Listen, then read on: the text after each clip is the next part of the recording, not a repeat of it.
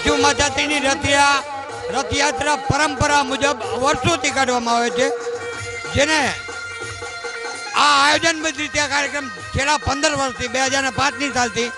મોટા પાયે વ્યવસ્થિત અને આયોજનબદ્ધ રીતે ઉજવવામાં આવે છે. આ પહેલાં અમારી પરંપરા મુજબ પહેલાં બૈરાઓ ગાન કરતા હતા, ગાણા જતા હતા, યુવાનિયાઓ રાસ રમતા જતા હતા અને આ કાર્યક્રમ અમારી વર્ષોની પરંપરા મુજબ